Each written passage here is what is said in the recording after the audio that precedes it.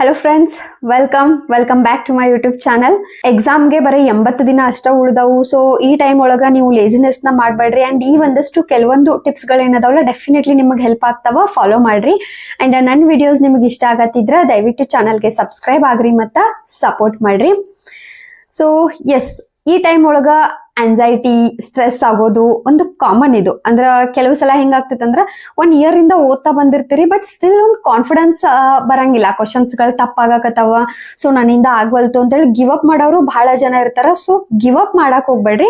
ಇವಾಗ ನಿಮ್ಗೆ ಆಂಗ್ಸೈಟಿ ಆಗತ್ತದ, ಸ್ವಲ್ಪ ಭಯ ಆಗತೈತಿ ಅಂದ್ರ you are on right track. Okay, so ಈ ಸಿಲೆಬಸ್ ಎಷ್ಟು ವಾಸ್ಟ್ ಐತೆ ಅಂದ್ರೆ ವರ್ಷ ಪೂರ್ತಿ ಓದಿದ್ರು ಈ ಒಂದು ಸಿಲೆಬಸ್ ಮುಗಿಯಂಗೇನೆ ಇಲ್ಲ. ಸೊ ಎಲ್ಲೋ ಒಂದ್ ಕಡೆ ಯಾವ್ದೋ ಒಂದ್ ಟಾಪಿಕ್ ಬಿಟ್ಟೇನಿ, ಅಥವಾ ಎಲ್ಲೋ ಒಂದ್ ಕಡೆ ಒಂದ್ ವಿಷಯ ಓದೋದು ಉಳ್ದದ ಅನ್ನೋ ಒಂದು ಫೀಲ್ ಅಂತೂ ಆಲ್ಮೋಸ್ಟ್ ಎಲ್ಲರಿಗೂ ಇದ್ದೇ ಇರ್ತದ.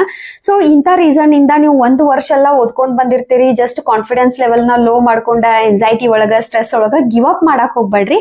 ನೆಕ್ಸ್ಟ್ ಅಟೆಂಪ್ಟ್ ಕೊಡ್ತೇನಿ, ನೆಕ್ಸ್ಟ್ ಅಟೆಂಪ್ಟ್ ಕೊಡ್ತೇನಿ ಅಂತ ಕೂತ್ರ ಜಸ್ಟ್ ಟೈಮ್ ವೇಸ್ಟ್ ಆಗ್ತಾ ಹೋಗ್ತದ. ಅದ್ರಾಗೂ ಜನರಲ್ ಕ್ಯಾಟಗರಿ ವಿದ್ಯಾರ್ಥಿಗಳಿಗೆ 32 ವರ್ಷದ ಮಟ್ಟ ಅಷ್ಟ ಅವಕಾಶ ಇರೋದ್ರಿಂದ ಸ್ವಲ್ಪ ಆದಷ್ಟು ತೀವ್ರವಾಗಿ ನಿಮ್ಮ ಪ್ರಿಪರೇಷನ್ ನ ಅಂಡ್ ಟೈಮ್ ನ ವೇಸ್ಟ್ ಮಾಡದೆ ಮಾಡ್ಕೊಳ್ಳೋದು ಒಳ್ಳೇದ.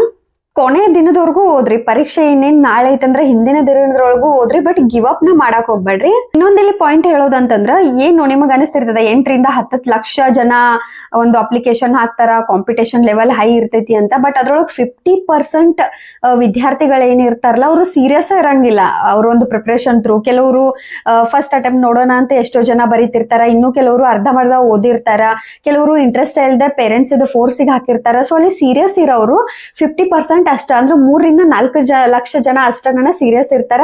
ಸೊ ನೀವು ಅದನ್ನೆಲ್ಲಾ ಯೋಚನೆ ಮಾಡ್ಕೊಂಡ ಸ್ಟ್ರೆಸ್ ಒಳಗ, ಆಂಗ್ಸೈಟಿ ಒಳಗ ಹೋಗಾಕ್ ಹೋಗ್ಬೇಡ್ರಿ.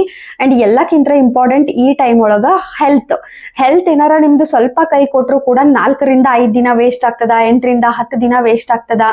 ಸೊ ನಿಮಗೇನೈತಿ ಅಂದ್ರೆ ಇಲ್ಲಿ ಪ್ರತಿ ಒಂದು ದಿನಾನು ಇಂಪಾರ್ಟೆಂಟ್ ಐತಿ. ಒಂದೇ ಒಂದು ದಿನಾನು ನೀವು ವೇಸ್ಟ್ ಮಾಡಬಾರ್ದು. ಯಾಕಂದ್ರೆ ಕೇವಲ ಉಳಿದಿರೋದು 80 ದಿನಗಳಷ್ಟ. ಸೊ ಹಿಂಗಾಗಿ ಒಂದೇ ದಿನಾನು ವೇಸ್ಟ್ ಆಗ್ಬಾರ್ದು ಅಂತಂದಾಗ ಯಾವುದೇ ಕಾರಣಕ್ಕೂ ನಿಮ್ಮ ಹೆಲ್ತ್ ನ ಅಪ್ಸೆಟ್ ಮಾಡ್ಕೋಕ್ ಹೋಗ್ಬೇಡ್ರಿ. ಹೆಲ್ದಿ ಫುಡ್ ನ ತಿನ್ನೋದು, ಒಳ್ಳೆ ನಿದ್ದೆ ಮಾಡೋದು, ಅಂಡ್ ಯಾವುದೇ ರೀತಿ ಎಕ್ಸ್ಟರ್ನಲ್ ಸ್ಟ್ರೆಸ್ ನ ತಗೊಳ್ದೇ ಇರೋದು ಈ ಟೈಮ್ ಒಳಗ್ ಬೆಸ್ಟ್. ಅಂಡ್ ಆಲ್ಮೋಸ್ಟ್ ಈ ಟೈಮ್ ಒಳಗೆ ಏನಾರ ಫಂಕ್ಷನ್ಸ್ ಗಳಾಗಿರ್ಬೋದು, ಏನೇ ಇದ್ರು ಅದನ್ನ ಸ್ಕಿಪ್ ಮಾಡ್ರಿ. ಪೂರ್ತಿ ಜೀವನ ಐತಿ ಫಂಕ್ಷನ್ ನ ಹೋಗ್ಲಿಕ್ಕೆ, ಬರ್ತ್ಡೇ ಪಾರ್ಟಿಗಳಿಗೆ ಹೋಗ್ಲಿಕ್ಕೆ, ಎಂಜಾಯ್ ಮಾಡ್ಲಿಕ್ಕೆ, ಮೂವಿಗೆ ಹೋಗ್ಲಿಕ್ಕೆ. ಸೊ ಇವಾಗೇನು 80 ದಿನ ಆಯ್ತಲ್ಲ, ನಿಮ್ಮನ್ನ ನೀವು ಒಂದು ರೂಮ್ ಒಳಗ್ ಲಾಕ್ ಮಾಡ್ಕೊಳ್ರಿ. ಪೂರ್ತಿ ಒಂದು ಹೊರಗಿನ ಎನ್ವೈರನ್ಮೆಂಟ್ ಇಂದ ದೂರ ಇದ್ದಕ್ಕಸ ಪ್ರಿಪರೇಷನ್ ನ ಮಾಡ್ರಿ. ಇವಾಗೇನ್ 80 ದಿನ ಉಳ್ದದ, ಅದ್ರೊಳಗ ಇನ್ನೊಬ್ಬರ ಜೊತೆ ನಿಮ್ಮ ಒಂದು ಪ್ರಿಪರೇಷನ್ ನ ಕಂಪೇರ್ ಮಾಡ್ಕೋಕ್ ಹೋಗ್ಬೇಡ್ರಿ. ಲಾಸ್ಟ್ ಡೇಸ್ ಉಳ್ದಾಗ ಏನಾಗ್ತೈತೆ ಅಂದ್ರೆ ಅದಕ್ಕೊಂದು ಕಂಪ್ಯಾರಿಸನ್ ಫೀಲ್, ಇನ್ಸೆಕ್ಯೂರಿಟಿ ಕ್ರಿಯೇಟ್ ಆಗಕ್ ಸ್ಟಾರ್ಟ್ ಆಗ್ತೈತಿ. ಸೊ ಅವ್ರವ್ರ ಪ್ರಿಪರೇಷನ್ ಅವ್ರವ್ರದ್ದು, ಅವ್ರವ್ರ ನಾಲೆಜ್ ಅವ್ರವ್ರದ್ದು. ಸೊ ನಿಮ್ ಬೆಸ್ಟ್ ಫ್ರೆಂಡ್ಸ್ ಇರ್ಲಿ, ಅಥವಾ ಯಾರೇ ಕ್ಲೋಸ್ ಇದ್ದವ್ರೇ ಇರ್ಲಿ, ಅಥವಾ ಯಾರ ಟಾಪರ್ ಏನೋ ಒಂದು ಹೇಳತಾರ ಅಂದಾಗನು ಎಲ್ಲಾನು ಇಗ್ನೋರ್ ಮಾಡ್ರಿ. ನಿಮ್ದೇನು ಸ್ಟ್ರೆಂತ್ ಐತಿ, ನಿಮ್ದೇನು ಎಷ್ಟು ನೀವು ಪ್ರಿಪೇರ್ ಮಾಡಿರಿ, ಅದ್ರ ಮೇಲೆ ಫೋಕಸ್ ಮಾಡ್ರಿ. ಅಂಡ್ ಇನ್ನು 80 ದಿನ ಅಷ್ಟ ಉಳಿದಿರೋದ್ರಿಂದ ಅದ್ರೊಳಗೆ ಏನು 30 ದಿನಗಳದಾವಲ್ಲ, ಅದ್ರೊಳಗ ನೀವೀಗ 1 ಇಯರ್ ಇಂದ ಒಂದು ಪ್ರಿಪರೇಷನ್ ಅಂತೂ ಮಾಡ್ತಿರ್ತೀರಿ.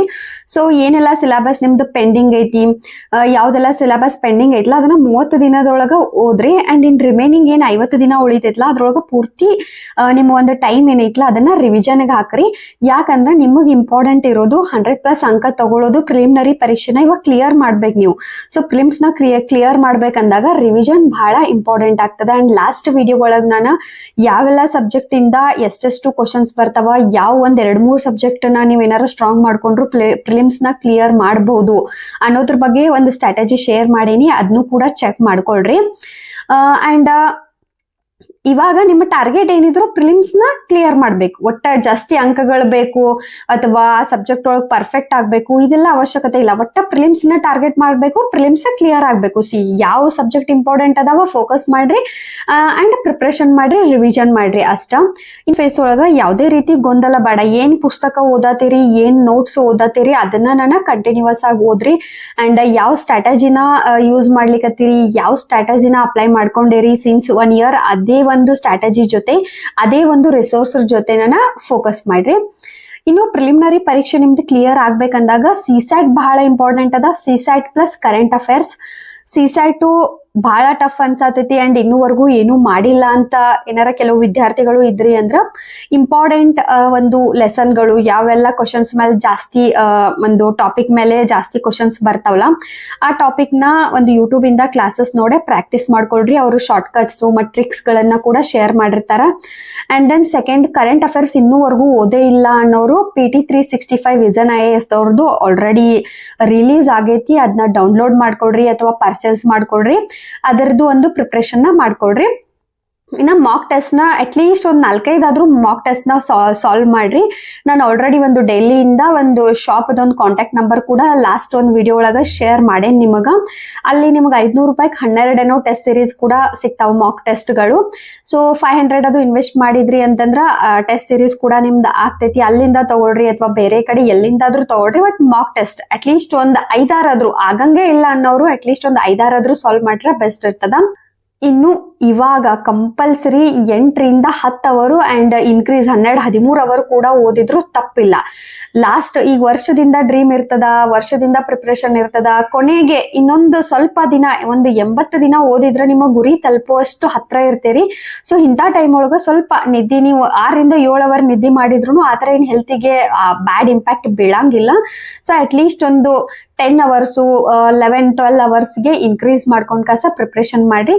ಅಂಡ್ ಕ್ವಶನ್ಸ್ ಗಳನ್ನ ಈಸಿ ಕ್ವಶನ್ ನ ಫಸ್ಟ್ ಸಾಲ್ವ್ ಮಾಡ್ರಿ, ಮಾಡರೇಟ್ ಕ್ವಶನ್ ಗೆ ನೆಕ್ಸ್ಟ್ ಫೋಕಸ್ ಕೊಡ್ರಿ. ಅದಾದ್ಮೇಲೆ ಟೈಮ್ ಉಳಿದಾಗ ಡಿಫಿಕಲ್ಟ್ ಕ್ವಶನ್ಸ್ ಕಡೆ ಫೋಕಸ್ ಮಾಡ್ರಿ. ಈ ಒಂದು ಟ್ರಿಕ್ ನಿಮಗ ಯೂಸ್ ಆಗ್ಬೇಕಂದ್ರೆ ನೀವು ಮಾಕ್ ಟೆಸ್ಟ್ ಗಳನ್ನ ಸಾಲ್ವ್ ಮಾಡಿರ್ಬೇಕು. ಅಂದ್ರೆ ಅಷ್ಟೇ ನಿಮಗ್ ಗೊತ್ತಾಗ್ತದ ಯಾವ ತರ ಫಸ್ಟ್ ಈಸಿ, ಮಾಡರೇಟ್ ಮತ್ತೆ ಡಿಫಿಕಲ್ಟ್ ನ ಟಾರ್ಗೆಟ್ ಮಾಡ್ಬೇಕು ಅನ್ನೋದ. ಸೊ ಅಗೇನ್ ಏನಾರ ಪ್ರಿಲಿಮಿನರಿ ಪರೀಕ್ಷೆಯ ಕುರಿತು ಅಥವಾ ಮೇನ್ಸ್ ಬಗ್ಗೆ ಏನಾರ ಡೌಟ್ಸ್ ಇದ್ರ ಕಮೆಂಟ್ ಮಾಡ್ರಿ. Yes, Kannada medium book list ನ ಕೇಳಾತಿರಿ, ಆದಷ್ಟು ಬೇಗ ಶೇರ್ ಮಾಡ್ತೀನಿ. ನೆಕ್ಸ್ಟ್ ವಿಡಿಯೋ ಸಿಗೋಣ. Thank you.